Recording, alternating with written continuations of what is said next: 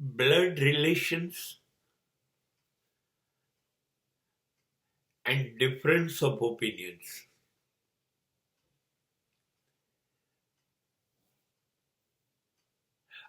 આ સૂરજ ચંદ્ર, દિવસ રાત, સુખ દુઃખ જેવી વાતો છે.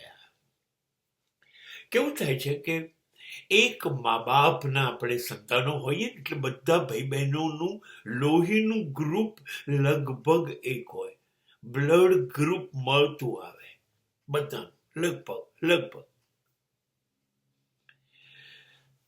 પણ બ્રેઇન ગ્રુપ મળતું ના હોય. there will be a terrific difference of opinion. સંસ્કૃતમાં એક કહેવત છે, તુંડે તુંડે મતિર ભિન્ન. દરેક ખોપડીમાં બુદ્ધિ જુદી જુદી હોય. એક મા બાપના સંતાન હોય પણ કદાચ બધાનો ઉછેર અલગ અલગ રીતે થયો હોય, બધાનું શિક્ષણ જુદું જુદું હોય. દરેક સંતાન સમાજમાં પોતાના સંપર્ક જે બનાવે એ દરેકના જુદા જુદા હોય.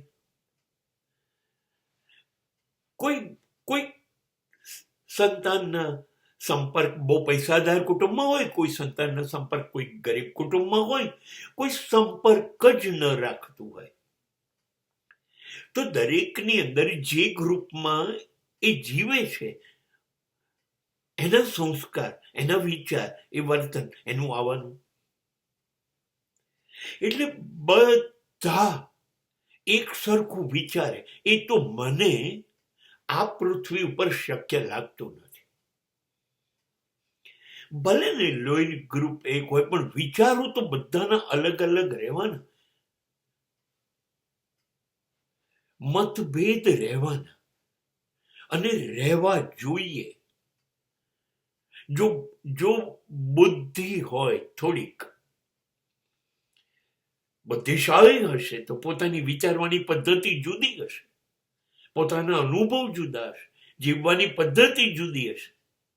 તો બધા એક જ સરખું વિચારે, એક જ સરખું વર્તન કરે, બધાની ભાષા એક જ સરખી હોય ના, એવું નહીં બને. એટલે મતભેદ તો રહેવાના.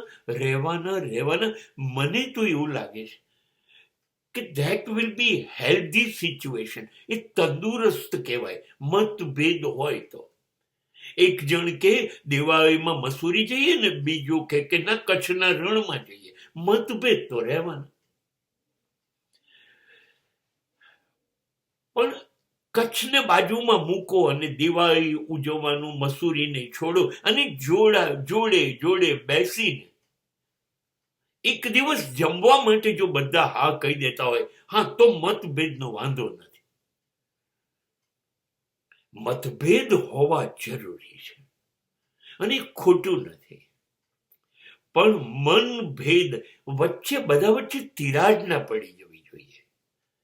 જોરદાર ચર્ચા કરીએ, ઝઘડો કરી કાઢીએ, બોલવાનું ચૂક્યું, ના બોલવાનું બોલવા માંડ્યા, બધું થાય.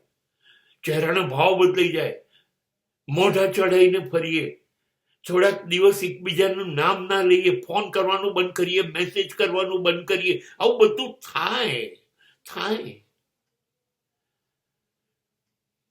પણ પછી અચાનક કોઈના ઘરે જઈને એવું કહેવાનું કે કોફી પીએ યાર, ચલ ચાલવા જઈએ, ચલ મારા માટે મનગમતું તું આ બનાવે છે ને એ બનાય. બસ આ થાય ને તો સમજી લેવાનું બ્લડ ગ્રુપ એક જ છે. બ્રેઇન ગ્રુપનું શું કામ છે? થયા કરે આગું પાછું.